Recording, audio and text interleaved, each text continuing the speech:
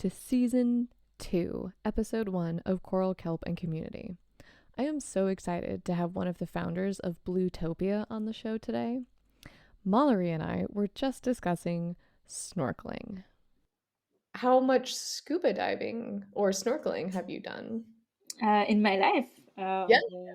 Well, I've been taught by Julian, so he's my boyfriend, the one who created Blutopia with me.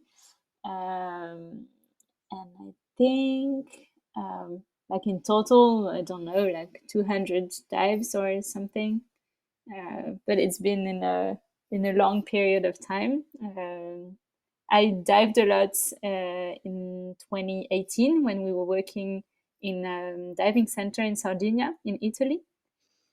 We were there for four months and diving every day and doing also snorkeling with the clients. But now we don't go anymore. We go maybe once a year if we want to film things underwater for our documentaries, but it's very rare now. Oh, once a year just doesn't sound like enough. No, that's fine. We have surfing in close to La Rochelle where we live, so that's a Okay. good alternative. Yeah. Yeah, you need a good water alternative. Yes. So tell me, how did is that how Blutopia started? You two met in Sardinia and did scuba and were like, people need to help save the ocean. Tell me the story. Yeah, we met before that with Julian. We met in prep school in France. It's like a 2 year program where you prepare to enter the higher schools for business management and so on. So we were doing that in Bordeaux, which is a city not too far away from the ocean. Then I entered the management school in Paris. Julian stopped because he didn't like the prep school. It was too hard for him. He was not prepared for that and he wanted to just party at 18 years old. So he stopped and he decided he was going to become a scuba diving instructor. He had never dived before, but he said one day he woke up and said, "Yes, I know what I want to do now. I want to be a scuba diving instructor." So that was crazy. And I just continued the way and entered the business school, did my lessons. But from time to time, I was going to see Julian, and he taught me how to dive. And then we spent a lot of time in the ocean. I've grown up in La Rochelle, so on the Atlantic coast where we live now. I was doing some surfing before, so I stayed at the surface of the ocean, and then I learned how to dive and breathe under the water. So that was in all different worlds that I discovered.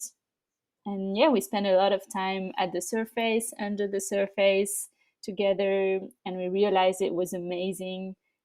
All the things that the ocean uh, can show us and all the diversity that there is in the ocean. But we didn't really think what were we doing to preserve this. We love to see it, but we were not at that time wondering the impact we could have in our daily life. And I don't really know why, but one day we watched a first documentary, which was a plastic ocean, and we realized that plastic pollution was a huge problem for the ocean. So we stopped, at least the more we could. We stopped using plastic. Then we watched another documentary, which was Conspiracy, on the impact of farming and eating meat on the planet and also the ocean. And we decided we were going to become vegan. And that's how it started. And then we said, okay, we're doing this in our daily life. But if we're the only ones, or if we're only people doing this in different places, but just in their homes, it's not going to change the world. So we need more people. We need to bring people together, show that there are solutions and actions that we can take to preserve the ocean. And that's why we started Blutopia. We just wanted to, yeah, bring some optimism and show all the things we could do, and yeah, prove to people that things were not all done, and that we could change things and preserve what's left in the ocean and in that world that we're living on. Yeah, that's a really great story, and I feel like it also makes the really good point that like individual actions are great, but if you really want to make an impact, it needs to be collective, right? Like we all need to work together because it's a huge, huge planet and it's a huge, huge system. So when you had this realization of, okay, we're doing these things, but we need more people to do it, uh, what what was what was the first idea of reaching out? Like what got Blutopia moving as like an organization of this is how we're going to reach people? Yeah, at the beginning, we really wanted to tackle plastic pollution. It was the first things we were seeing when we were going to the beach, when we were diving, when we were surfing. It was plastics. So it was like something we didn't even think, what are we going to do? It was like I don't know how to say it in English. It's been a while. I haven't spoken English, by the way, so it's a good exercise. But yeah, it was plastic. It was not a question for us. And then we thought, okay, it's two documentaries that changed our minds, that made us move. So we want to do documentaries as well, but we want to make them a bit different than what we've seen. We wanted something positive, with solutions, and not only problems and things that would make people depressed and think everything is doomed to failure. So yeah, we decided plastic and documentary. We at that time had never used a camera before, so we learned everything on the way, and we went to Asia and decided to, yeah, go to those countries that were pointed out in the media as the biggest polluters for plastics. We wanted to show another reality there, and for us also be close to the problem, closer at least, and see what it looked like and what was done there to tackle the problem. That was the first project with Blutopia, and then a lot of things followed. That is so ambitious to be like, I've never used a camera before, but let's make documentaries. I mean, that's that's really wild to just dive in with both feet. Haha, water metaphor. But like what was it intimidating to just be like, okay, we're gonna pick up a camera and we're gonna go to the other side of the world? Like, how did it I mean, you have these business skills, right? Because that's what you went to school for. So you had an idea of probably how to set up, the administrative part of Blutopia. But then just picking up a camera, how did you even figure out the right camera? Like where to go, how to do it? Like, was that really intimidating or was it just exciting? Yeah, I think it was just exciting.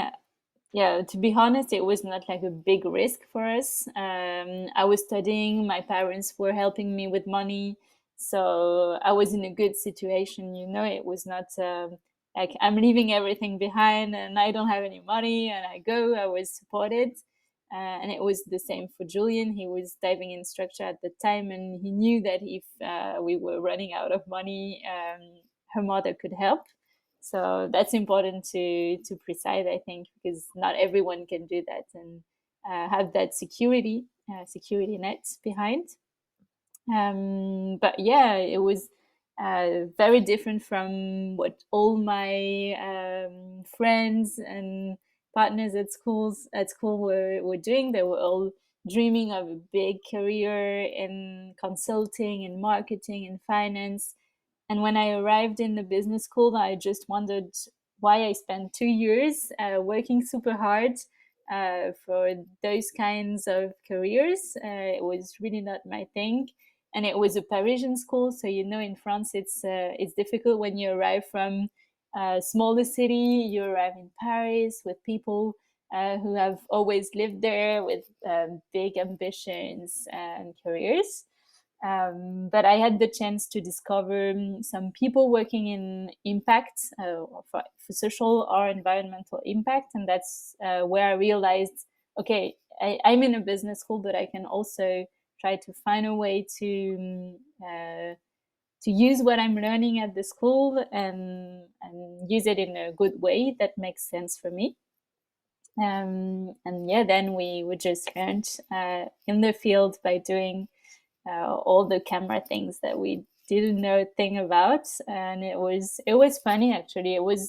There was no pressure when we started. We didn't even know we were gonna live from it one day. It was a small project, the two of us going on a trip that made sense and that was hopefully going to have an impact, but it was like something really chill and not so important that we had to make something amazing. We didn't know what we were going to do, so we just tried it, and I think we were thinking, let's see, I don't know, let's just do it.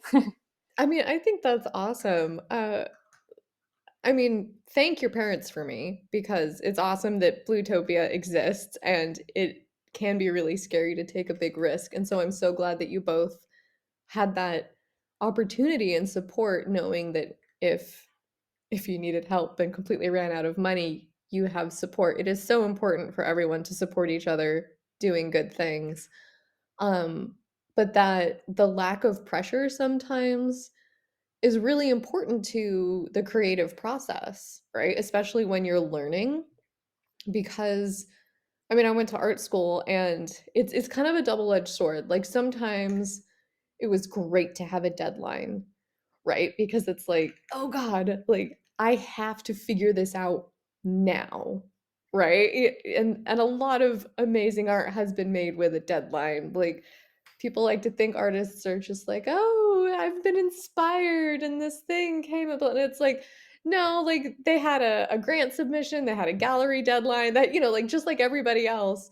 And and it like forced the creativity, right? They're like, this is what I have, this is when I have to be done, make it work.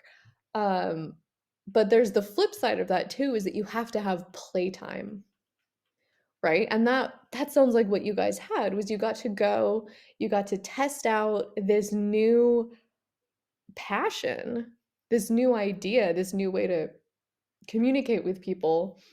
And I especially think it's so fantastic that your documentaries focus on solutions because like you said, there's so much doomsday stuff out there and it doesn't inspire people. It doesn't motivate people. And so I love that that's something that Blutopia is doing. What was the name of your first documentary? The first one in English was The New Convenience, because we met a woman in Cambodia. She created the first zero waste shop in the lobby of a hotel, and she told us, it's really convenient to have plastics and to go to the shop and not wonder what we have to bring with us to do our shopping and everything. But will it really be convenient not to have a planet? And that's a sentence that we really kept in our minds. Convenience is really important in Asia when you speak about plastics, because there are all those convenience stores where you can find everything packaged in really small quantities. And so, yeah, it was this word, and we had the title in English before translating it in French, and it sounds better in English, by the way. No, that's so interesting to hear about Asia. Because I always felt that way when I was living in the United States too. I'm like, wow, like everything here is about convenience, right? Like the individual packaged items, like you were saying in Asia. And in the US, it's such a car-based life. It's just, drive through everything, drive through coffee, drive through bank, um, drive through car wash. Like it's all drive through. Um, and yeah, like what we think is convenient kind of needs to be flipped on its head a little bit. So that sounds like a fantastic documentary. Um, so looking back on the journey of utopia of hopefully one day That works too. be able to say that on the journey that we came to and now are in utopia um, of Blutopia, that journey. What was your like favorite moment? Yeah, that's a really hard question. Actually, I have plenty of wonderful moments that we lived with Blutopia. I'm not thinking of one precisely, but just the way we always question what we do. So, as I said, with Blutopia, we started with plastic. We wanted to show solutions to plastic pollution. But then we realized, yes, that's one problem that the ocean is facing, but it's not the only one. It's maybe not the most important one. And by reading reports, scientific reports, watching other documentaries, and keeping ourselves open to new ways of thinking, also, we realized that we as individuals could make a bigger impact with the way we eat and the foods we decide to put in our bodies. And we decided to change the focus of Blutopia. And now we're not talking about plastic pollution anymore, at least just sometimes when it comes to packaging for our food, or when it comes to the pollution that is due to the fishing nets that are lost or abandoned in the sea. But yeah, we realized through the food we eat, we impact the ocean every day, several times a day. And it's not only about fishing, it's also about farming. It's also about how we produce the foods and the fruits and veggies that we eat, how we transport it on big boats across the world. So all this have impacts on the ocean. And yeah, I love the fact that we were able to question what we were doing at the beginning and change now what we're doing, the message we are trying to share and spread to the world. So I think that's a really core value that we have at Blutopia, and I really want to keep it. And maybe in a few years we will do something completely different because we'll have new information and realize that other things can impact the ocean more positively than just the food that we eat. Yeah. And speaking of the food that we eat and positive impacts, I saw on your website there is a recipe booklet. Is it only in French or is it in both French and English? Yes, actually, it's really funny how we we changed our minds also on the English and French. When we started, we went to Asia. So for that first project, we took the plane. We went far away, but we realized that we were talking to a French audience. So we were speaking English just from the beginning, but actually mostly French people were reading us. So then we changed and we decided we should just speak French and first try to reach a bigger French audience before going international. But so at the moment, everything's in French in the website, on the recipe booklet, in our podcast that we launched, because we also have a podcast which is called Ondine. But maybe for the next project, it's going to be more international. We're actually working on a new project with a new documentary. So we had the new convenience, the first one. We had another one which is now being distributed in France, which is called From Our Plate to the Ocean. And the third one will be on seaweed and how to include seaweed in our diet. So it's going to be another recipe booklet, by the way, with seaweed. But this one might be more international, and I can't say more now because we don't even know what we're going to do as an adventure for the film and how we're going to distribute it. But we're talking to people and to production agencies for documentaries that could help us spread the word in the world. That is fantastic. I uh listeners may know that I am kind of obsessed with seaweed and restorative ocean farming practices. So I'm super excited about seaweed recipes. um, but until the new booklet comes out, I will have to get the current French recipe booklet, and it will help me practice my French. Yes, if you want to practice your French, it's perfect. Yeah. I'll slowly translate the book. Um, yeah, so I'm really you're gonna have to keep me in the loop about this seaweed. I've written quite a few I've written a publication. I got published writing about restorative ocean farming. I'm really into it. Do you know if you're going to be including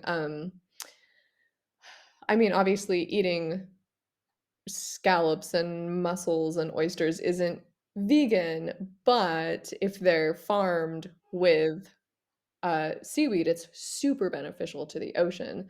So is that gonna like be a little branch out of the vegan realm, or are you thinking about including it, or is this just a whole new idea? Yeah, that's an option. Actually, this week we went to the Ile de Ré, so it's a small island close to La Rochelle, where we Mm, live. And there is one guy who's called Thomas, and he owns the farm Les Quatre Marais. So that's a lot of French. But he's doing aquaculture, mhm. but in a really different way that uses all the different levels of the food chain. So he's producing seaweeds at the in one of his um, I don't know how to say it in English. You say bassin in French. You know, in aquaculture, you have different Yeah, um, like different areas. areas, yeah, Yeah. where there is water. So Mhm. there's one with the seaweed, another one with oysters that are filtering the water and the phytoplankton. There is another one with small shrimps that are moving the sediments that are in the at the bottom of the areas with water. And so yeah, he's using all those different species that work together to produce seaweed, but also different species that you can eat. So that's yeah. Even though we don't eat animal products, it doesn't mean that we're not going to see things that are working and that have a smaller impact on the ocean. That's fantastic. So does Blutopia have any upcoming events our listeners should know about?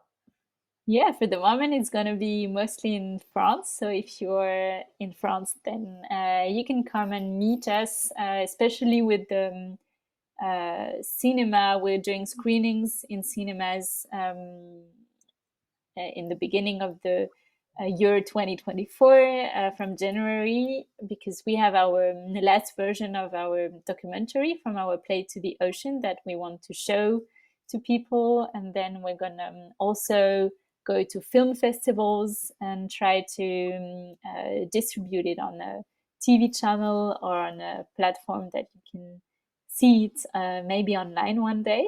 But in the meantime, you can come and watch it in the cinemas. And yeah, that's the main events we're going to have. We're going to spend a lot of time moving across France to meet the people who are going to come and see the documentary. Oh, that is awesome. And I will include a link to your website on the show notes so that if people are in France and they want to see if they can watch a documentary near them, they'll be able to access that information. Yes, and we're actually translating the movie in Spanish and in English so that there can be some other screenings in other countries, so in Spain, in Latin America, in English speaking countries. So it's also an option if you really want to see it and you're not in France, you're in another country, you can just contact us through the website and we'll explain you how to organize a screening in your city, in your favorite cafe or whatever, in your cinema if you want to. That is awesome. That sounds fantastic. That would be great also as like a school event at universities, I think. Yes, definitely. We have, so I didn't say it, but with Blutopia now we have a mission which is encourage people to act and preserve the oceans through the food we eat. And to do that, we have three main pillars. The first one is inspire, with the film documentary, with photo exhibitions as well. Then we have another one which is educate, and that's where we go to schools and speak to young people to try to have ambassadors for the ocean that are formed and who can understand all the impacts that we have as individuals and everything that we can do to preserve the ocean through the food we eat. And then we have a third pillar, which is tech action, with the recipe booklets and culinary workshops as well that we're doing in schools, in businesses, in public collectivities as well in France. That is so fantastic. I love that you're doing culinary workshops as well because a lot of people want to learn how to cook, but like aren't really sure. And now they can have their cooking also be like part of their activism. That's so fun. Yes, definitely. And we think if you it's really difficult to convince people with arguments, scientific data, and everything, and they need to be convinced by what they eat. It has to be good, and so if you don't teach them how to cook something good, which has no animal product, for example, then it's going to be really hard for them to change. But this culinary workshops or the recipe booklets, they work really well because it's just good, and if people like it, it's easier to change. Oh yeah, definitely. I mean, it's surprisingly hard to change people's minds just with facts, which I think a lot of people assume it's that easy. Like, oh, well, if people have all of the information, then they'll make, the best decision for themselves and the greater good. But I took an environmental decision making class, um, and it turns out that's not how people make decisions. And I read some studies recently that showed like neuroscientists and neurosurgeons were essentially poking around in people's brains. It was very strange. But they found that we make decisions based off of like our emotions and our gut reactions. And then we wrap our logical, rational mind around that. And so it's really important to like look at something from all angles. Like these are the moral reasons, the emotional reasons why we should behave in a certain way. And it's also logical, you know? So that's, yeah. And breaking bread together is a really good way to unite people. And yeah, it's fantastic. Um, During COVID, I dove into a lot of vegan cooking because I actually had the time to do the research, which is also challenging for a lot of people, which is why I think the recipe booklet is so great because it's right there. Here's recipes. And it was really fantastic. You can do so much. You can do so much in terms of flavor. Um, Yeah. I think vegan food gets kind of a bad reputation for not having any flavor, but that is not true. Yeah, people think we're just eating salads and grains, but it's not true. And actually, we always repeat with Julian. From the day we became vegan, we discovered so many ingredients that we didn't have before in our diet. And it's crazy how diverse our plates can be now versus how they were before we became vegan. And yeah, there's seaweed. We didn't even know about seaweed before. There's tofu. There's I don't know, lentils. There's so many things that you do not necessarily eat when you grow up in a family that has a traditional way of cooking and eating, and you're just in your habits. You have a piece of meat or a piece of fish, and then the things that go around, but it can be really powerful with only plants actually. Yeah, yeah. I definitely also feel like it upped my cooking game. Like I started to have a lot more fun in the kitchen and you know, I had to look for different flavor profiles and that was really exciting and really fun and I loved it. Still do, still cook those meals all the time. Well, is there anything else you would like to tell people about Blutopia? um, Or how they can be involved? Do you need any volunteers? Yeah, well, we were talking about the documentaries and how people can help screen the movie in their country, in their city. It's really important for us to be able to rely on volunteers that share the work that we do, because we're a really small team, even though it's growing now. But we cannot do everything just with the three, four, even six people. In France, for the first version of the documentary that we're now screening, we had more than 100 volunteers who organized screenings in the city, in their cinema, in their favorite restaurants, sometimes even in their home with the people that were living with them. So that's how we can reach more people. So if you're listening and you want to see and share the documentaries that we're doing, you can, and we have everything prepared for you to help you do it in a way that is not so time consuming and that is easy and agreeable. So yeah, that's a first way. And if you speak French, you can listen to our podcast to learn more about what we are doing and the messages that we share with Blutopia. Learn more about the impacts of the food that we eat on the ocean. And if you want to practice French, it's a really good way to do it. I'm gonna have to add that to my list of how I practice. What oh, and tell everyone, what is your podcast called? It's called Ondine. It's spelled Ondine. And actually, Ondine are like, I don't know how you say that, like goddess of the waters in the Germanic mythology. I don't know if you say it like this in English, if it's understandable, but yeah, that's one meaning. Then Ondine means we eat, like we have dinner in French, Mhm. and it also means like the waves of the ocean, like the ondes in French. It's the waves that you can have on the ocean. It has a lot of different meanings, actually. That sounds like the perfect name for your podcast. Yes.